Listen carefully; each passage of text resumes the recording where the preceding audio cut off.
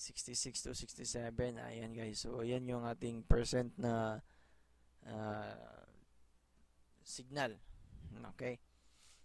So kaya siya pasayaw-sayaw kasi may nakaharang na pine tree. Ayan. Ito na nga ang ating tower guys. Ayan makikita mo is meron parihaba sa baba. Yan yung ating lap 120. May dalawang window na binibigyan yan ngayon. Tapos yung Gento, tapos Cambium.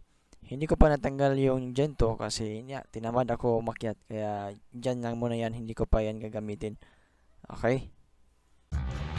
Alright, what's up you guys? Thank you so much for tuning in. So this time ay silipin na natin yung ating Cambium. No? Ipapakita ko sa inyo kung ano ang ating mga naging settings. Si Sir Faisal pala ang nag-finalize ng ating setting guys. Kaya so for ngayon sa aking observation, it's been 2 to 3 weeks na ata yung last natin. So yung unang video natin is pinakita ko sa inyo na naka-install na pala, no? At hindi ko pa natanggal yung ating last antenna na ginamit, which is yung ating Ubiquiti Gen 2 para sa ating P2P. Mula dito sa bahay patungo doon sa ating sector tower doon sa bukid.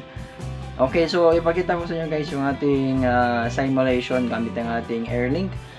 So far ngayon is meron siya negative 66, so kulang lang yung taas yung ating base tower dito sa bahay. Dunugtungan ko lang para tataas siya, tapos baka kuha tayo ng 50. Alright, so hindi ko pa naman kailangan ng mas malakas sa internet kasi kaunti pala yung ating clients. Window lang tayo guys kasi to be honest wala pa tayong permit. Mayors lang, business permit lang, pero sa mga antenna natin tapos mga legality wala pa tayo doon. And baka next month is maka umbrella na tayo para sa ating mass. Okay? So is tignan natin guys sa ating deployment.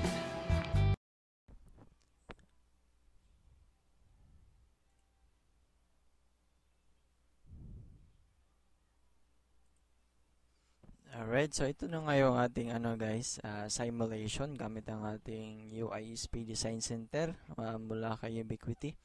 So first, ang ginamit kong antenna para sa point-to-point is si Lightbeam 5EC Gen 2. Ayan, so dito yung aking bahay, tapos tinapon natin ang internet natin dito sa bukid. Ayan. So makikita mo nito guys is meron siyang 20.6 meter, no? Yung first nail, tinatawag natin first nail height.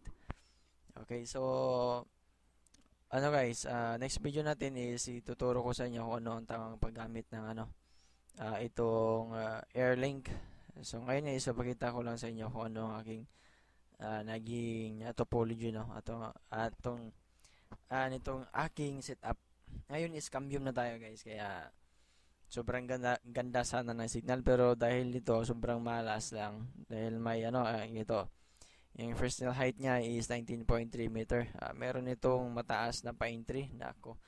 At sobrang center na center yung ating base tower patungo dito sa bukid. Ayan. So, kaya wala talagang line of sight. Kailangan dugtungan yung aking tower. Kaya yung signal ng ating access point ngayon is makikita mo dito. Tools. Ayan. 66 to 67. Ayan guys. So yan yung ating percent na signal. Okay. So kaya siya pasayaw-sayaw kasi may nakaharang na pine tree. Ayan. So siguro kung taasan yung ating base tower dito sa bahay, makakuha na tayo ng stable at least negative 50 man lang. Yan, yung hanapin lang natin is yung hindi siya ganyan, masyadong malikot. Ayan, sobrang lakas ng drop. Ayan, pero at least yung link naman niya guys is hindi naman siya bababa sa 100. Okay, nasa check natin So ayan, mamaya check natin mamaya, speed test natin mamaya. Yung plan natin guys is Fidelity at Converge. Ginawa kong dual ISP gamit ang ating hex, no? Ayan, papasilip ko sa inyo. May pala guys, free na pala ang nito, free script para sa ating dual ISP.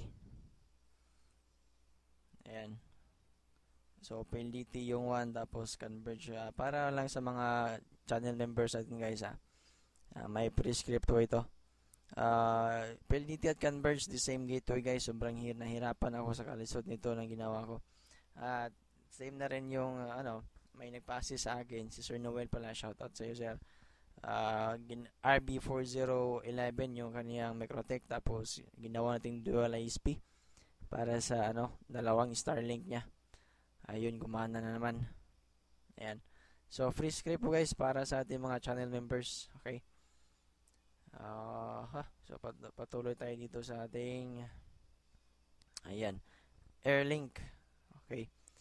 So ganito yung akin na setup. Dito lang ako ng problema guys, so sa 19 point something. Yan dito, malapit sa tower ko. Dito naman is walang problema. Matatanaw ko naman yung yung mga puno na dito na side nandiyan But umakyat kasi ako dito. Yung tower ko pala guys na nasa bukid is 4 na tubo, which means 24 meters pala yun 6 meters kasi per per tubo. So ginawa ko, ginalagay ko lang yung sa 15 meters.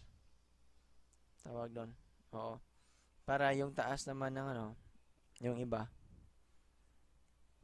Para yung taas is mga antenna, mga sector antenna, reserve ko na lang doon.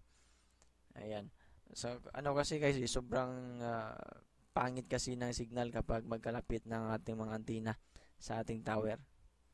Ayan. So since yung ating yung first video natin makikita niyo is yung lap 120 lang yung ginamit dito sa bahay.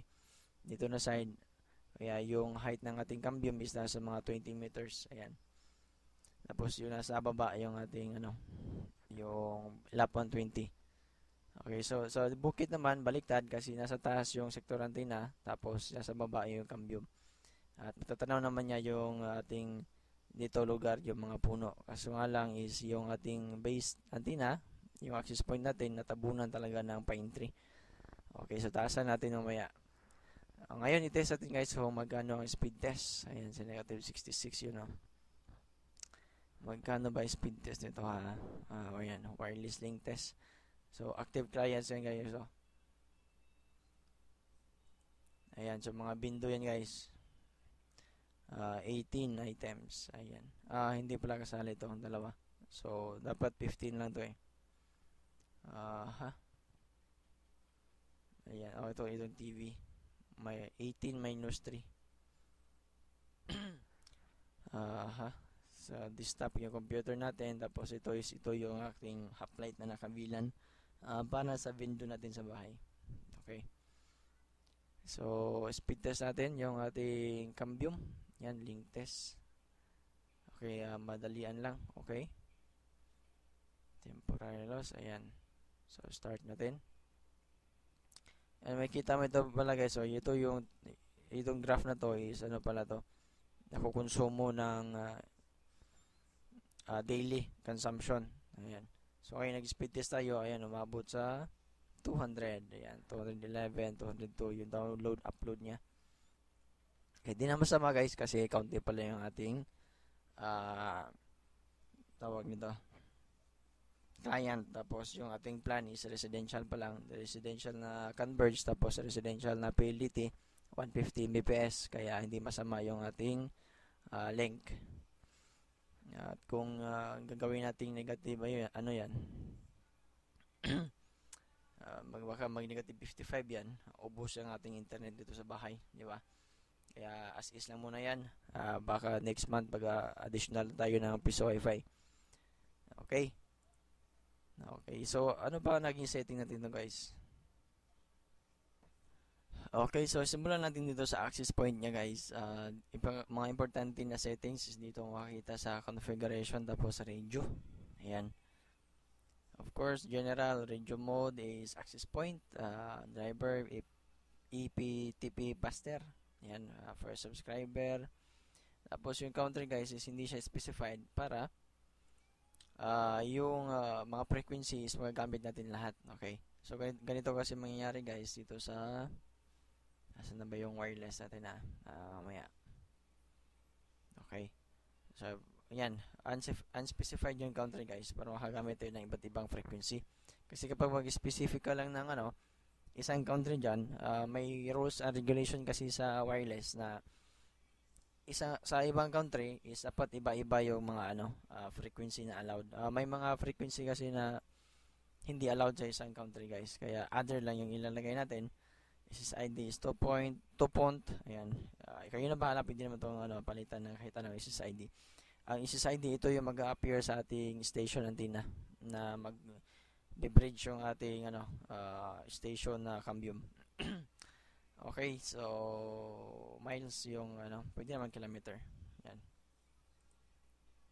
Pwede naman miles. Okay. So transmitter output power sa 25 lang, guys. Yung antenna gain natin is 25 lang din. Yan, ito yung package na antenna gain ni Cambium Force 25. F300 na ito sa taas. Force 300-25. So yung antenna gain niya is 25 by default. Channel bandwidth para mas malakas 80 tayo. Wala naman tayong ibang pagpipilian, 2040-80 man lang. So ayan, yung frequency niya is ayan, pwede ka na pumili ng ibang frequency. So far sa frequency na pinili natin is 4960. Maganda naman ang signal, kaya yun na kagandahan ng Cambium, guys, is separated yung kanyang radio. Kasi yung common kasi sa atin ngayon sa Pilipinas is ubiquity. Lalo na yung sector antenna patungo sa mga client is ubiquity na. Kaya kapag gagamit ka ng point to point, ubiquity din gamitin mo. Sobrang noisy na yun, guys. Yun ang kagandahan nila Mimosa, Cambium at saka iba pa na hindi ko nakilalang mga antenna. Kasi hindi common yung device nila. Kaya less noise kapag gagamit ka ng hindi common na mga radio. Most common is ubiquity, kaya very noisy na yan, guys. So ayan na nga, system. Ang binabago lang dito is itong saan na ba yun? Admin. Ayan, admin yan, guys. Ayan. So yan yung mga naging settings natin. Tapos network, of course, IP address para maging login IP natin. Ayan, static. Network, ayan, wala na. Security, wala naman tayong importante dito. Ito pala yung password. Password ng ating ubiquity access point pala. Password ng ating access point, sorry, ubiquity. Okay, so dito tayo, guys, sa ating station na Cambium.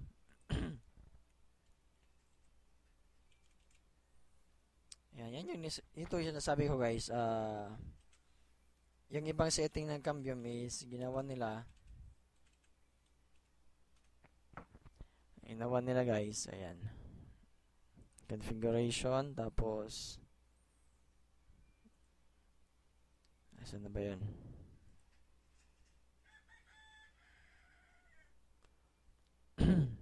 Radio, sorry. Yan, ginawa nila, guys, is select all nila. Ayan, selected all yung frequency. Pwede naman hindi yun. Kahit nga yung mga setting ko sa ubiquity, guys, M5 Gen 2 mga lap, hindi na selected yung lahat. Kasi unspecified naman yung country. Para makagamit tayo ng iba't ibang frequency, dapat hindi siya specified kung anong country. Ayan, so pwede kang pumili niya kahit anong frequency isa-isa. Ayan. So radio, anong setting nito? Okay, so subscriber module, guys, ayan.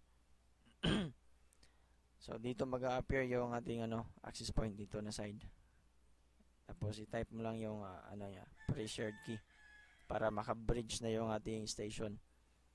Transmitter output power, guys. So ganun pa rin, 25 dBi. Ayan. 80 MHz pa rin yung channel channel bandwidth. Ayan. Okay, so alin pa? System, ayan, unspecified din yung time zone, guys, kasi naka-DHCP naman tayo. So kung ano yung time zone ng ating Microtech, which is yun ang ginamit natin, siya na rin yung maging time zone ng ating mga host doon, mga client natin. Okay, so wala nang ibang importante, guys. Yun lang. Yan, admin. Network, okay, so maging login IP natin 102, of course. Okay, bridge, yung network mode, static, ayan. Security, ganun pa rin dito.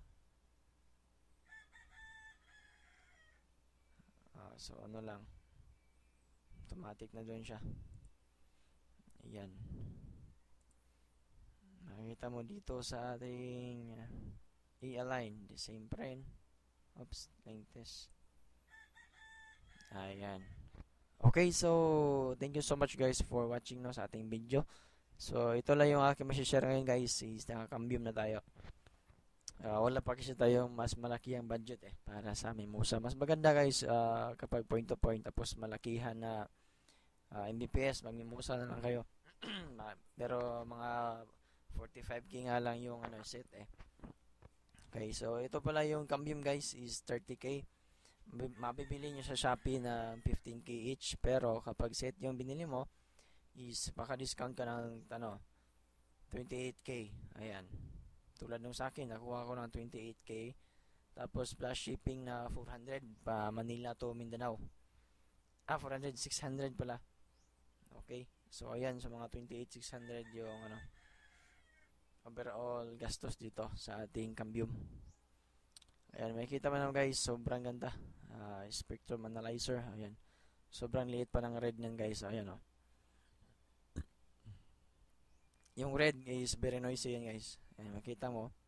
Walang noise, walang ka-noise. Wala kasi yung kaparehas ng tawag doon, interference na frequency si cambium dito sa lugar ko na pinaglalagyan. Wala pa. Baka sa video na to is dadami dito. Ayan, good luck sa mga magpipitupi. So yun na guys, and thank you so much for watching, and please subscribe sa mga bago natin mga bisita. Nag-offer na pala ako ngayon guys ng channel membership, and hopefully is mag-join kayo. Hindi ko kayo bibiguin sa ating monthly na newly ideas, mga new ideas exclusive lang sa ating mga channel members. Ayan. Sa ngayon is meron na tayong guys, sikreto sa Ubiquiti. So far wala na akong ina-encounter na problema sa ating thanks be to God sa ating tawag doon sa 15 clients nito. Itong lahat guys, yan siya, Gen 2, tapos yung iba is naka M5. May last video ako na pinakita, gamit ko M5 7 kilometers. May internet pa rin, solid 5 MB guys, at may siya minsan dahil nga wireless tayo, Airlink tayo, is siya medyo minsan 10 pero solid talaga yung 10 MB. 5 MB guys. So yun ang pinaka solid na internet na gamit ang M5 sa 7 kilometers. So yan, uploaded na yung ating video guys para sa ating mga channel members kung ano ang ating mga final settings doon, at wala na tayong mga problema. Ayan, so thank you so much and see you next time.